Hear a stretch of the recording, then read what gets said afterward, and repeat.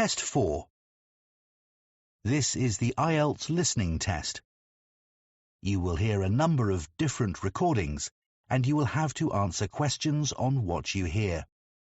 There will be time for you to read the instructions and questions, and you will have a chance to check your work. All the recordings will be played once only. The test is in 4 parts. At the end of the test, you will be given 10 minutes to transfer your answers to an answer sheet. Now turn to Part 1.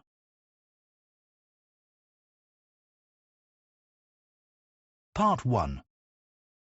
You will hear a man asking a friend for advice on things to do in the city with a family of visitors. First, you have some time to look at questions 1 to 6.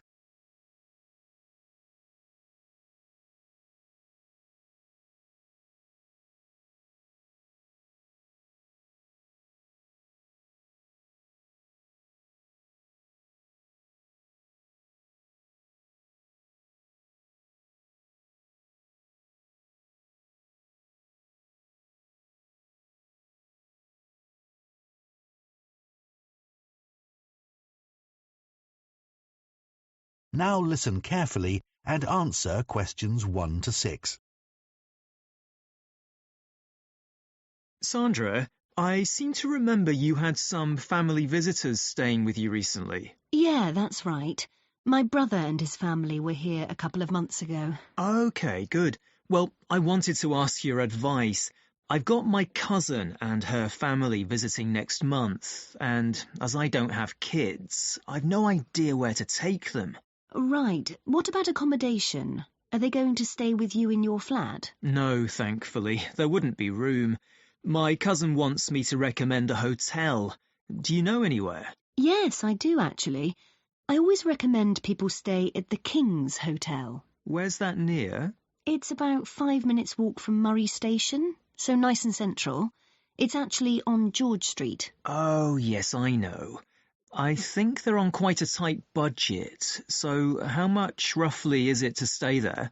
If you book a family room, it's about £125 per night. My brother paid for 2 double rooms in the end, and I think that was around £95 for each room. Oh, that's not too bad. So how old are your cousin's kids? 12 and 9. So I want to organise some trips while they're here. I was thinking of doing a bus tour of the city centre, as none of them have been here before. Those bus tours are quite expensive. I think it's better to do a walking tour. It gives you a much better feel for the city. There's one that starts from Colton Square. It takes a couple of hours and doesn't cost that much. Sounds good. I'll look that up, thanks. If the weather's nice, one thing you could do is visit the old fort.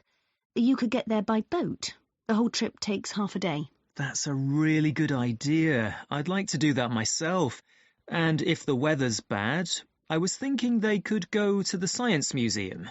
But maybe they could do that when I'm at work. Yeah, don't forget, it's closed on Mondays. They're here from Saturday for 4 nights, so Tuesday would be best, I think. And it won't be so crowded then.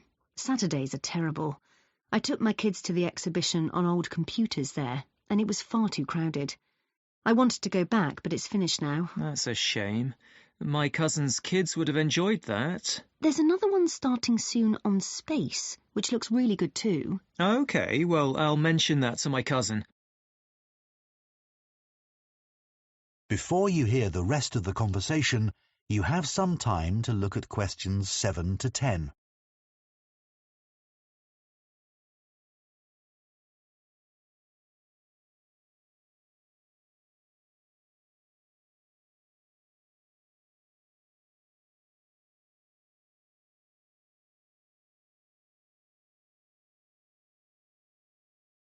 Now listen and answer questions 7 to 10. Have you thought about where to take them to eat? Well, I really like all the food stalls at Clacton Market. My cousin's vegetarian. I know it's one of the best places for that kind of food. Definitely, and there'll be loads of choice for the kids too. You need to get there quite early though. At the weekend, most of the stores stop serving lunch at 2:30. Good point. It's all going to need careful planning. My cousin said she'd love to take the kids to a show at the theatre, but tickets are so expensive. I know. But you can get some good deals if you book online with bargaintickets.com for the following day. On some seats, there's a 75% discount. Really? I must try and get some. Yeah. There are lots of things you can do for free as well. No need to spend a fortune. Like what? They're coming next month, right? Well, check and see if it's the same weekend as the Roots Music Festival in Blakewell Gardens. ROOTS? Yeah, check it out online. It's always a family-friendly event, and there's no entry charge. That sounds perfect. And if you're in Blakewell Gardens, climb Telegraph Hill. You'll be able to look right down on the port. Everyone's always really impressed because it's so huge. Oh yeah, I've been meaning to do that for ages. I've heard the view's amazing. Yeah, it's really worth the effort. Well, that's given me loads of ideas. Thanks so much for... That is the end of part 1. You now have 1 minute to check your answers to part 1.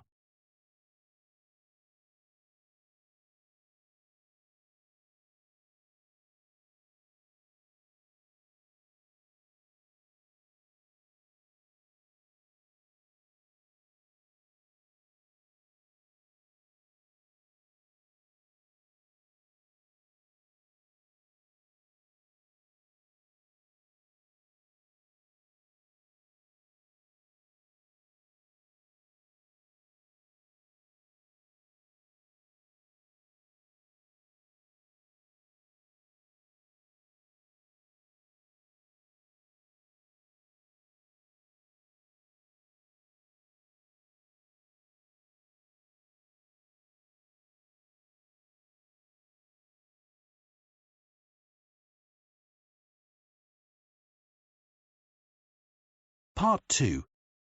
You will hear a guide talking to members of the public who are visiting a football stadium in the UK. First, you have some time to look at questions 11 to 14.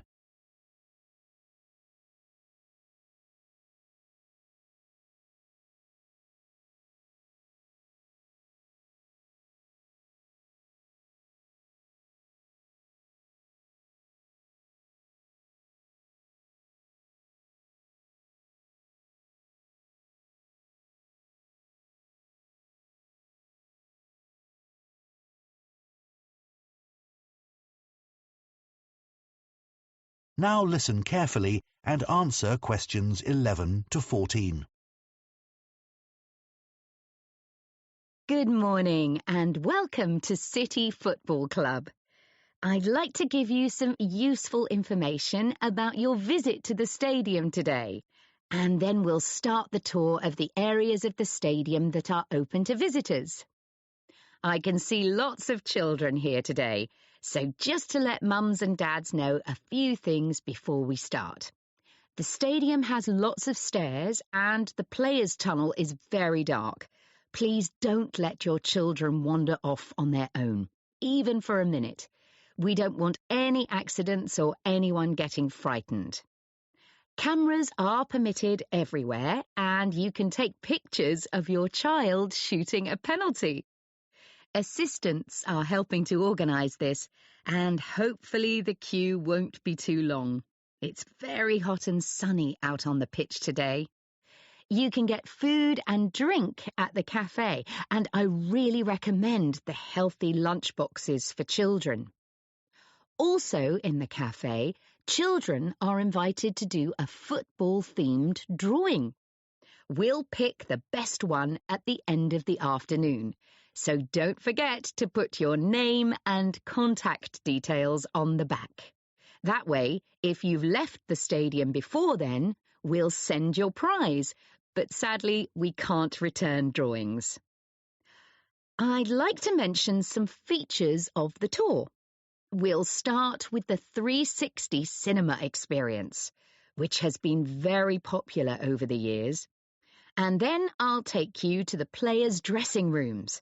before going outside to the seating area and the pitch. I should say, if you'd prefer your visit to be self-guided, please collect headphones from the reception, and then you can listen to the pre-recorded information at your own speed. We've only just introduced this feature and would appreciate your feedback. We're thinking of offering tours in other languages in future, so if you have any thoughts on that, we'd welcome those too. If you plan to return another time, you might like to book one of our VIP tours. We've only just started offering these, and they can be booked online.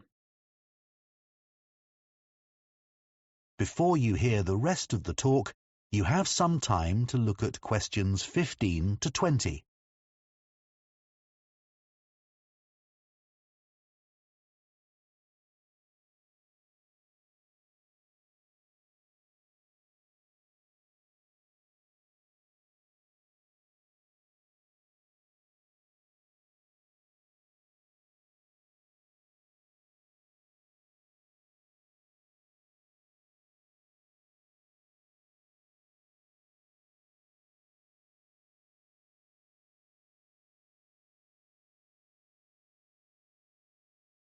Now listen and answer questions 15 to 20. Now, the stadium you see today was built in 1989 as part of a 3-year redevelopment project. While that project was going on, the team had to play its matches at the ground of another club. Apart from that, the club has been here on this site since 1870. As some of you may know, that was the start of a really important decade in the history of football in this country. For example, 1870 was also the year that football teams started to include a player whose role it was to guard the goal. It's hard to imagine what the game must have been like without someone in that position, isn't it? In 1872 and 73, many other clubs were established, both here and abroad. And the following year, in 1874, referees were allowed to send players off if they committed certain offences. And also in that year, teams started having to swap ends at half-time. One fact I was interested to discover was that in early football games, the aim was for the scorer to get the ball between 2 flag posts, and later between sticks joined at the top with a piece of tape. In 1875, that tape was replaced with the solid crossbar that we're familiar with today. 1877 saw the founding of further new clubs, and the history books tell us that in the same year, all the clubs decided to set a limit of 90 minutes for each match. Before that, it was a more casual arrangement, and this sometimes caused huge arguments, and sometimes fights during matches, when one team called the end of the game and the other team wanted to play on to try and score a winning goal. By 1878, the number of teams in the Football League increased again. In addition, referees started using whistles and electric lamps were installed on certain pitches. This was a significant change, as games could then be played in the evenings all year round. In 1880, clubs began to charge fans for admission to games, even though players were still amateurs and had other proper jobs. That's hard to imagine in the modern professional game, where top players earn significant sums of money from both playing and commercial activities. That is the end of part 2. You now have 30 seconds to check your answers to part 2.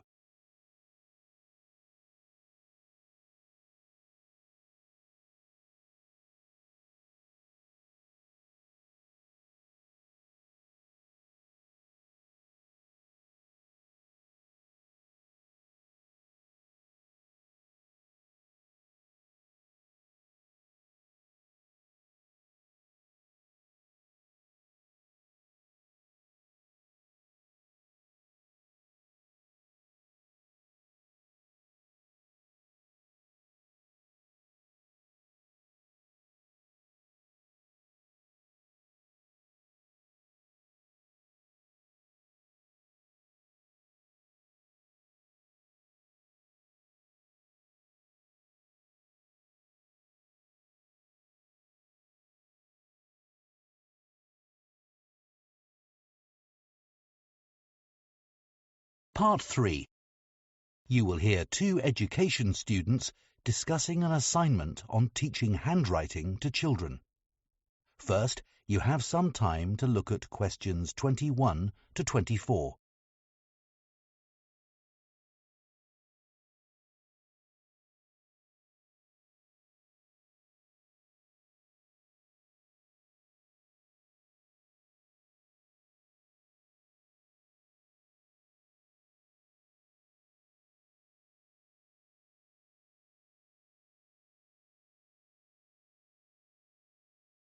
Now listen carefully and answer questions 21 to 24. How are you getting on with the assignment on handwriting? Not too bad. I hadn't realised that children benefit in so many ways from learning to write. It's such an important skill, and yet most people think handwriting is less important than in the past because people hardly ever write by hand these days. Yes, and all the evidence suggests children should learn to write by hand before they learn to type, not least because it helps their memory. That's right. The physical act of writing helps children to remember letters. That seems pretty obvious when you think about it. What's less obvious is how it helps develop their concentration. They have to sit still and focus on one thing. Yeah, that aspect of handwriting had never occurred to me before. Same here. I'm not sure I understand how it improves children's imagination, though. Well, there was that study which showed that primary-age children generated more ideas when they were writing by hand than using a keyboard. I would have guessed that would be the case. Yeah. I'd never associated spatial awareness with handwriting either. I thought spatial awareness was more to do with knowing where you are in relation to objects or other people. I thought that too. But good spatial awareness is essential for writing because you have to space words correctly. It's not just fine motor skills that improve through writing, as I'd always assumed. Handwriting is so much harder for children with dyspraxia, who have problems coordinating movement. It's good there are lots of things you can do in the classroom to help them. They need so much more support with letter formation. You need to play lots of games to help them distinguish letter shapes. It takes a lot of patience. Yeah, I like the idea of using one of those pens that lights up if you press too hard. That seems like a really simple solution. Yes, absolutely. I'm not sure there's much you can do about children with dyspraxia writing very slowly. It's more important to focus on accuracy, and as they get more confident, I think they eventually speed up. One quite simple thing you can do is to use grid paper. So they write each letter in a box, and that trains them to space the letters correctly. Indeed, that's more important for legibility than trying to get them to write in a straight line. Before you hear the rest of the discussion, you have some time to look at questions 25 to 30.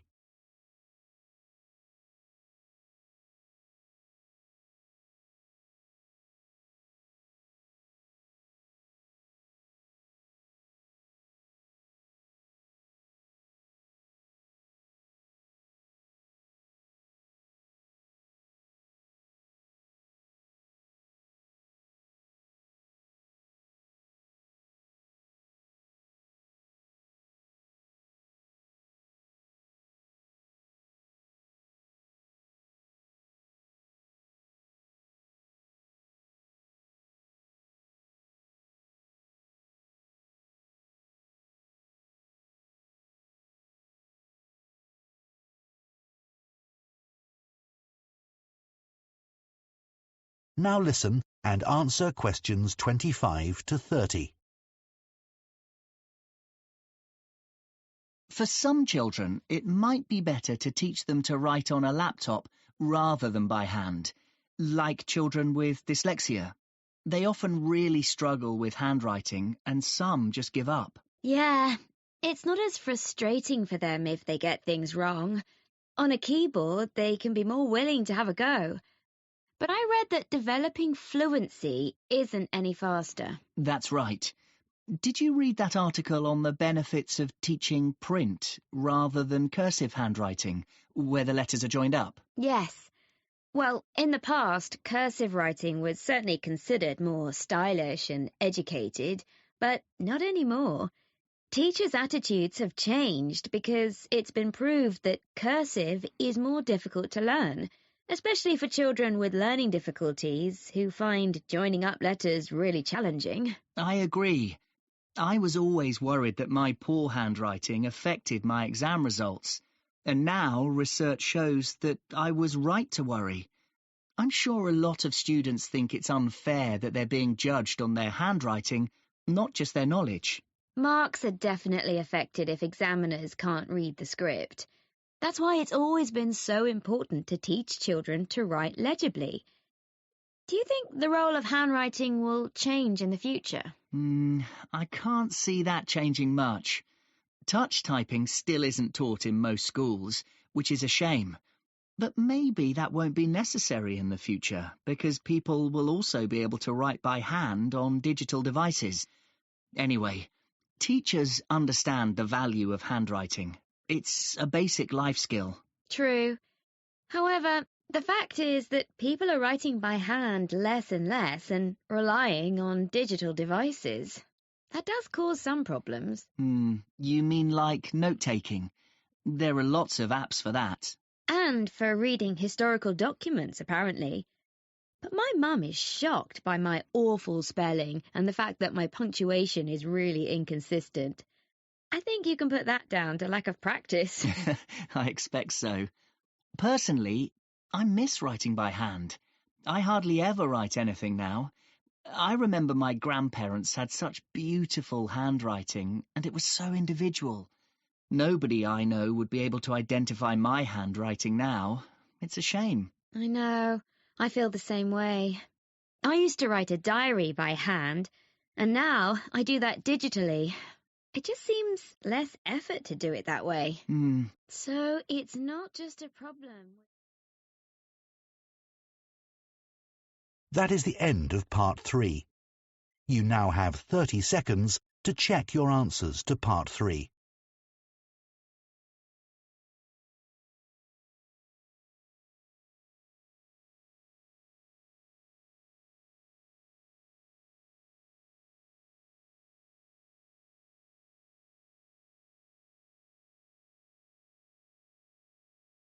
Part 4. You will hear part of an environmental science lecture about the impact of birds of prey on a farming community in Africa. First, you have some time to look at questions 31 to 40.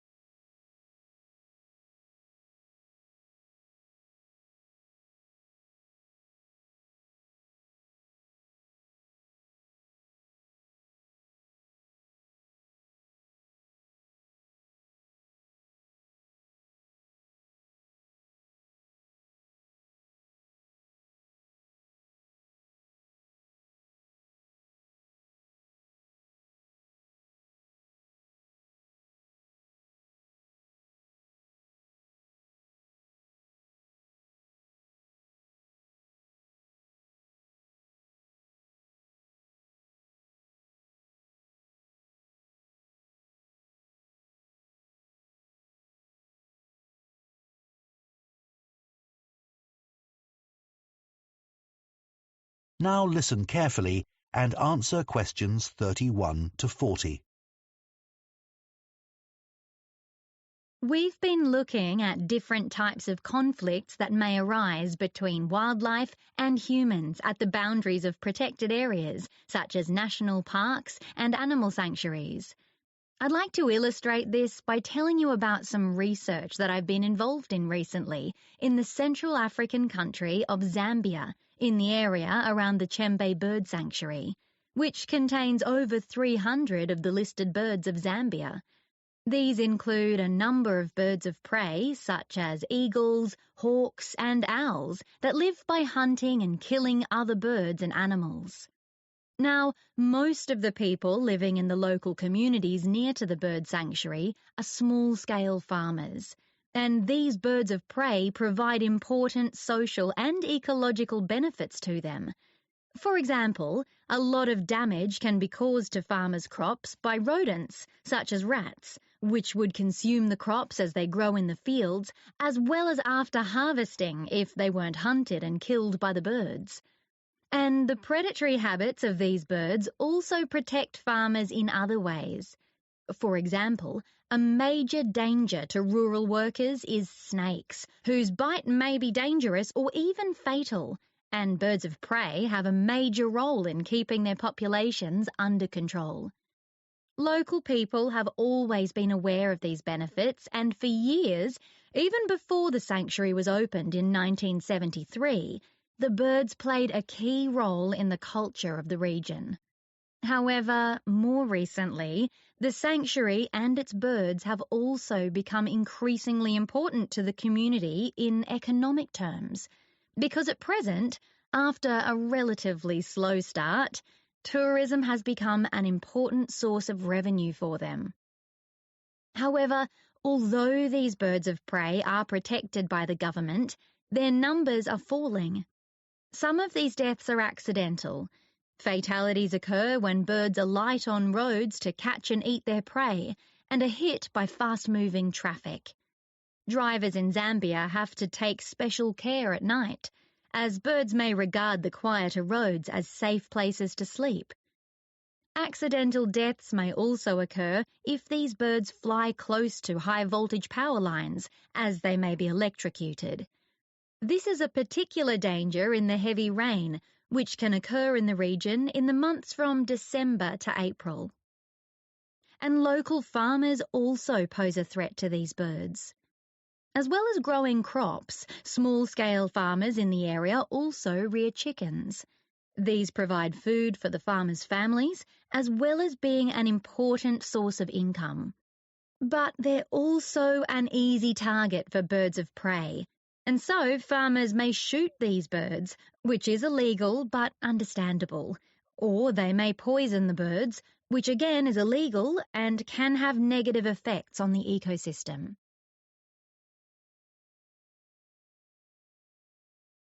So, how else can farmers protect their chickens from birds of prey? Some people believe that to prevent the predators from settling near the area where the chickens are kept, it's best to keep this area free from vegetation. But in fact, this is counterproductive, as it means the chickens have no cover to hide in, and they'll be easier for the birds to see. Another possibility would be to prevent the chickens from going outside at all, and to keep them safe from predators inside a building. But this would cost far too much to be a practical solution. Nearly all the farmers reported that they spent a lot of time and effort trying to frighten off the birds of prey without actually harming them. Most of the farmers had at least one dog and said this was a big help at scaring away the predators.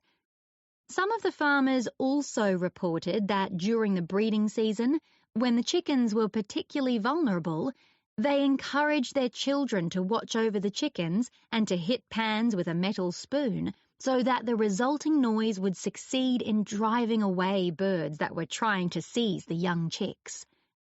None of these methods was 100% effective, so as a result, the village people told us that rather than just using one method, they were forced to use a combination for them to have any effect.